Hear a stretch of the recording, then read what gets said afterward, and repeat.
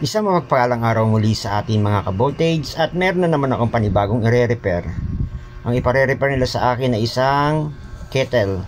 Heater po to, heater kettle. Ang problem po nito ay ayaw na hong uminit. Hindi na ho siya nagpa-function. So yun, chinek up ko nga po siya. Tinignan ko po yung heating element niya.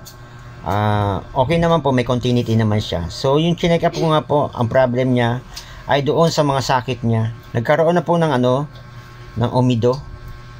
Nagkaroon na po ng carbon.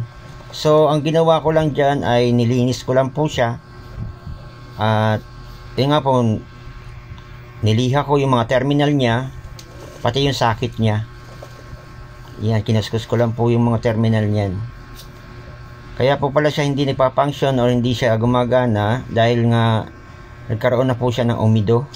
Kaya hindi na ho nagko-contact doon sa coil niya, sa heating element. So kung meron kayong ganitong mga issue ng mga kettle nyo o mga heater, buksan nyo lang po, tapos check upin nyo po yung loob niya. Baka meron na po siyang mga carbon o nagkaroon na po ng loose sa loob. Lagyan nyo lang po ng langis, tapos lihain nyo, tapos higpitan nyo lang po yung pinakasakit niya, mga terminal, tapos ibalik nyo lang po. Yun, magkakaroon na po uli yan, gagana na po siya uli.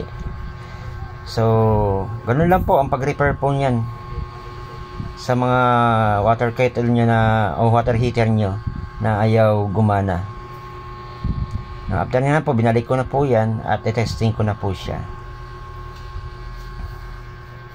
So ayan na nga po, tinesting ko na nga po siya at yun na, nagpa-function na po siya. Gumagana na po siya, umiinit na.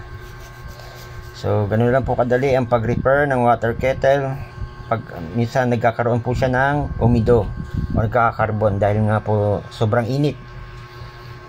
Sana po mayroon kayo nakuhang idea muli sa aking video ito. Paki-like and share po, paki-follow po ang page para updated po kayo sa lahat ng content or video na ipopost ko. Maraming salamat po and God bless po sa ating lahat.